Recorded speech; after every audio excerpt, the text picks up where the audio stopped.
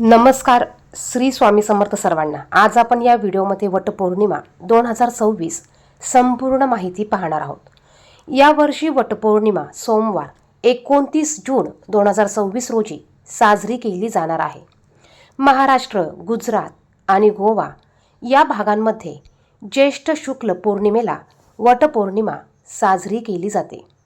या दिवशी विवाहित महिला आपल्या पतीच्या दीर्घायुष्यासाठी आणि कुटुंबाच्या सुख समृद्धीसाठी व्रत करतात. वटपौर्णिमेचे महत्त्व. वटपौर्णिमा हा सण सावित्री आणि सत्यवान यांच्या पवित्र कथेशी जोडलेला आहे. व्हिडिओ बघायला आवडत असेल तर व्हिडिओला लाईक आणि सबस्क्राईब करा. कमेंट बॉक्समध्ये श्री स्वामी समर्थ नक्की लिहा.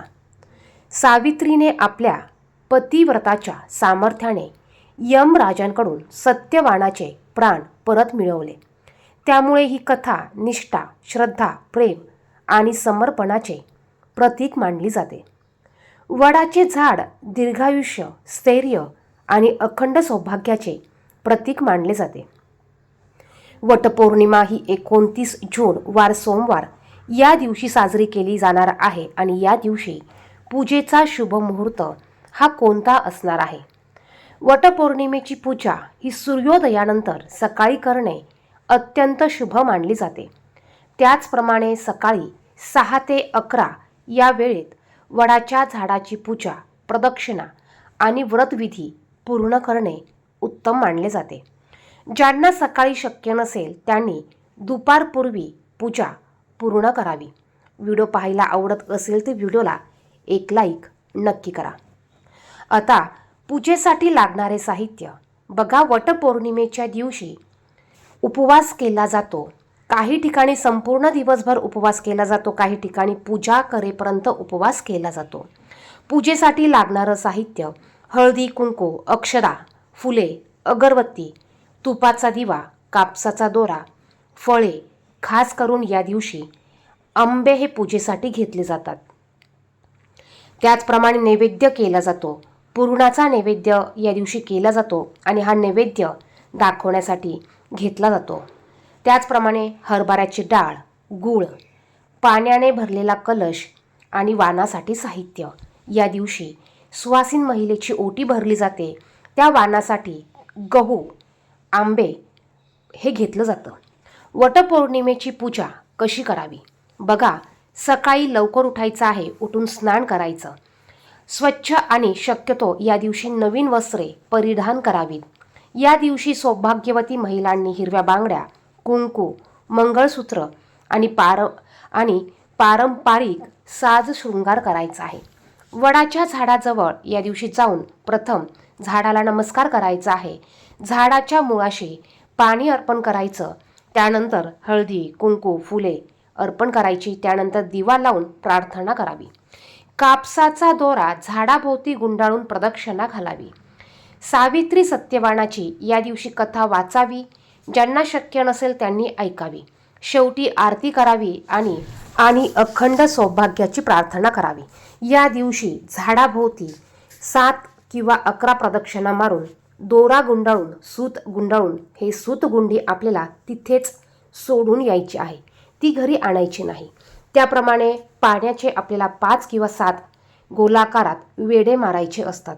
या पद्धतीने, सोप्या पद्धतीने वडाच्या झाडाची पूजा करायची आहे. आणि आपल्याला वटसावित्रीच्या नावाने ओटी देखील भरायची असते. ओटीसाठी एक ब्लाऊज पीस घ्या, एक खोबऱ्याची वाटी किंवा नारळ घ्या, थोडेसे तांदूळ घ्या, सौभाग्य अलंकाराच्या वस्तू घ्या, दक्षिणा घ्या, खारीक, खोबरं, सुपारी, हळकुंड या 5 वस्तू घ्या आणि याने ओटी भरायची आहे. आता वटपौर्णिमेच्या दिवशी काय करावे आणि काय करू नये. या दिवशी बऱ्याच जणांना काही गोष्टी माहिती नसल्यामुळे चुकून त्यांच्याकडनं कळत नकळत चुका होत असतात. 1. व्रत आणि पूजा करावी. श्रद्धा आणि भक्तिभावाने या दिवशी व्रत करावे. 2. सावित्री सत्यवान कथा ऐकावी. व्रत पूर्ण होण्यासाठी कथा ऐकणे महत्त्वाचे मानले जाते. 3. दान धर्म करावा. या दिवशी गरजूंना अन्नदान, वस्त्रदान किंवा दक्षिणा द्यावी. 4. मोठ्यांचा आशीर्वाद घ्यावा. ज्येष्ठ व्यक्तींचे आशीर्वाद घेणे शुभ मानले जाते. 5. या दिवशी देवाचे होईल तेवढे नामस्मरण करावे. कुलदेवीची प्रार्थना करावी. विष्णू, लक्ष्मी, शिव पार्वती आणि सावित्री मातेचे या दिवशी स्मरण करावे. या दिवशी काय करू नये? 1. या दिवशी वडाचे झाड चुकूनही तोडू नये. बरेच जण वडाच्या झाडाची पूजा करण्यासाठी वडाचे पान किंवा फांदी विनाकारण तोडतात, तर ते आपल्याला तोडायचं नाहीये. 2. या दिवशी भांडणे आणि वादविवाद टाळावेत. घरात शांतता आणि प्रेमाचे वातावरण ठेवावे. 3. या दिवशी चुकूनही तामसिक अन्न खाऊ नये. मांसाहार आणि मद्यपान करू नये. 4. खोटे बोलू नये. या दिवशी सत्य आणि सदाचाराचे पालन करावे. 5.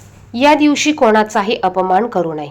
मग ते लहान असो मोठे असो, कोणाचाही अपमान करू नका. विशेषतः माता पिता आणि ज्येष्ठ व्यक्तींचा आदर करावा. वटपौर्णिमेला कोणते रंग शुभ आहे? बघा, वटपौर्णिमेच्या दिवशी तुम्ही या रंगाची साडी किंवा या रंगाचे कपडे वस्त्र परिधान करू शकतात. या दिवशी हिरवा, लाल, पिवळा, गुलाबी आणि जांभळा रंग शुभ मानले जातात. हे रंग सौभाग्य, समृद्धी आणि मंगल कार्याचे प्रतीक आहेत. वटपौर्णिमेची पूजा केल्याने कोणते फायदे किंवा कोणते लाभ आपल्याला होतात तर पहा. सर्वात प्रथम अखंड सौभाग्याची प्राप्ती होते. कुटुंबातील वातावरण सुख शांती कुटुंबात निर्माण होते. सकारात्मक ऊर्जा तयार होते. वैवाहिक जीवनात प्रेम आणि विश्वास निर्माण होतो आणि धार्मिक पुण्याची प्राप्ती होते. मित्रांनो, वटपौर्णिमा हा फक्त एक सण नाही, तर श्रद्धा, निष्ठा आणि कुटुंबातील प्रेम जपणारा पवित्र उत्सव आहे. 29 जून 2026 रोजी भक्तिभावाने वटपौर्णिमेचे व्रत आणि पूजा करा. सावित्री मातेचे स्मरण करा आणि आपल्या कुटुंबाच्या सुखसमृद्धीसाठी प्रार्थना करा. व्हिडिओ आवडला असेल तर लाईक करा, शेअर करा आणि चॅनेलला सबस्क्राईब करायला विसरू नका. धन्यवाद. श्री स्वामी समर्थ.